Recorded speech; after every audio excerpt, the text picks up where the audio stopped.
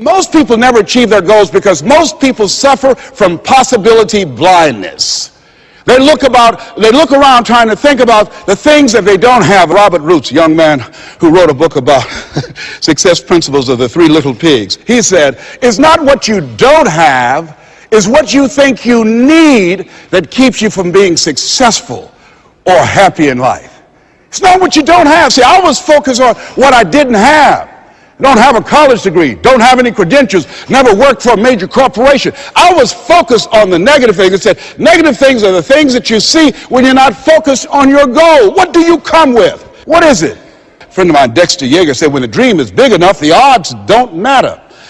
I'm reminded of a great man when I was reading Time magazine talking about some of the great minds of the last century. They didn't mention his name, Dr. Howard Thurman, one of the mentors of Dr. Martin Luther King Jr., and also an advisor to Mahatma Gandhi and Albert Schweitzer. And he said, the ideal situation for a man or woman to die is to have family members standing around their bed praying with them as they cross over. But imagine, if you will, being on your deathbed and standing around your bed, the dreams given to you by life, the ideas that you never acted on, the talents, the gifts, the abilities that you never used. And there they are, standing around your bed, looking at you with large, angry eyes, saying, we came to you, and only you could have given us life. And now we must die with you forever. And the question is, if you died this very moment, what will die with you? What dreams? What ideas? What talents? What leadership potential? What greatness that you showed up to bring? That you allowed fear or procrastination to hold you back? Perhaps that's why Henry David Thoreau wrote the words, oh God, to reach the point of death, only to realize that you've never lived, only to realize that you've never scraped the surface of your potential.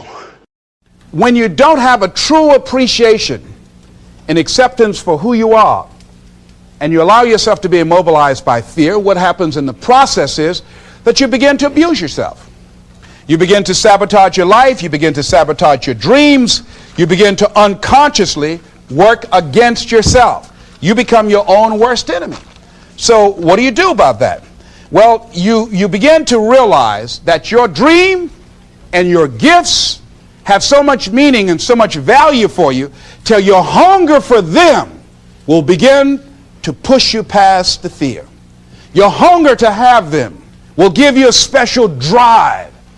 As you work on yourself, as you begin to acknowledge your true identity, the true power that you have, the true capacity you have to bring about change, the miracle working power that you have within yourself to do the things that you want to do. When you take them on, I'm reminded of a man who, this gentleman was doing a special study of a special tribe in Africa, headhunters. And he had difficulty in developing a relationship with these tribesmen because of the fact that he had fear. He had fear they were going to take his head.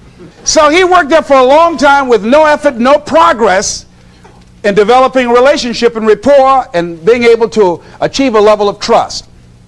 So finally one night while he was in bed, he was thinking about it. I said, what is it that you came here to do? What is your life work as a missionary? He said, I wanted to study these tribesmen. So what's the worst thing that they can do to you? Kill you. And he just decided, hey, this is what I came here to do. I know that there's some risk involved, and I'm going to do it, come what may.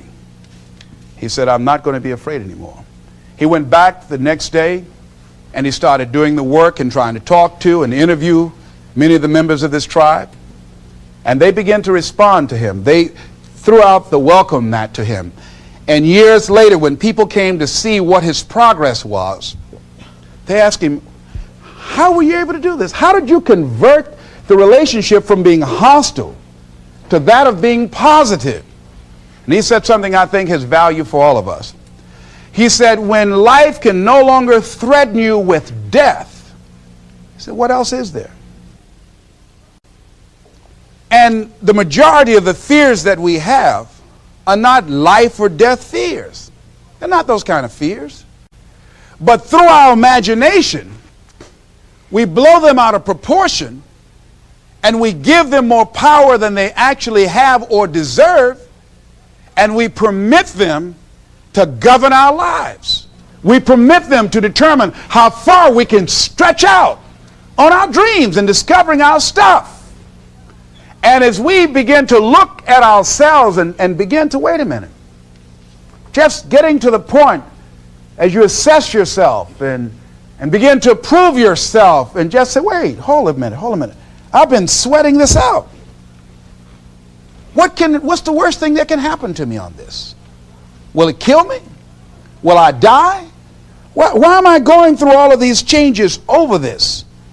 How much power does this really have? And am I the one that's feeding the power into it? See, a lot of times we allow ourselves to be fed and to be programmed into being afraid. I mean, you watch the news and read the newspaper, you'll be scared to come out the house. Am I right? You'd be afraid. So what kinds of things, what kinds of thoughts are you feeding your consciousness? What kind of things are you putting in your mind that will enable you to either move forward or to justify why you're staying where you are? I remember when I ran for state representative in Columbus, Ohio. And I had a lot of people telling me, and you got to watch not only the conversation within, but the conversation without. Telling me, Les, you can't possibly win. You can't do that. And I went down to the legislature, and I saw myself. I knew what I wanted. I saw myself in the chair. I pointed out the chair that I wanted. I used to go and sit up in the galleries and watch the legislative process. I used to go to the committee meetings and listen to legislation being introduced. I learned how to write legislation, how to amend legislation. I started thinking like a legislator, got up every day dressing, thinking like that, selling myself on it, seeing myself in the legislature. Mr. Speaker, I'm the gentleman from the 29th House District. I'd like to introduce a bill. I went in the legislature, walked around. I had the experience of it. And when I ran and won against overwhelming odds, they were shocked. I won the election even before it was held because I was living it in my mind. You want to see yourself beyond your circumstances. You got a challenge, see yourself beyond your challenge. See yourself with the challenge already resolved. And knowing that all is well, seeing yourself in control and in charge of your destiny, being healthy and happy. The next thing is, it is important in the area of motivating yourself, it's important to know why you're doing it. Because that mind will say, why bother? Why go through all this? This is too hard. No, throw in the towel. It's not worth it. Has it ever said that to you before? Here's how you can handle that. Here's how you override that. Write down 5 reasons why you deserve it. Why do you deserve what you want? Why you? Why do you deserve it? What meaning and value will it bring to your life? What's so different about you that you deserve your goal or this goal? And when you write down those 5 reasons, when you have some down moments, and you're going to have them, when that conversation starts talking to you and it's going to talk to you, what you will do is you can pull that out and read it, and it will build you up. It will be your rod and your staff to comfort you through some challenging moments. Because you're going to have some. Life will knock you between the eyes. It will catch you on the blind side, come out of nowhere, stuff you can't anticipate. That will knock the wind out of you. You want to give up. That's why it's important for you to work on yourself, listening to tapes, building yourself up, talking to yourself with power, feeling, and conviction, building yourself up day in and day out, because it's coming. I guarantee you. Life is just waiting. Oh, he's doing good now, huh? Very good. I remember I had an experience. I was pursuing my dream. And that's why you have to work on yourself. You don't know what's going to happen. And I was telling people, I had this big rally I had to do. It was 5,000 people there. And I said, you must work on yourself. If you want a larger vision, you've got to empower yourself continuously, because life will catch you on the blind side.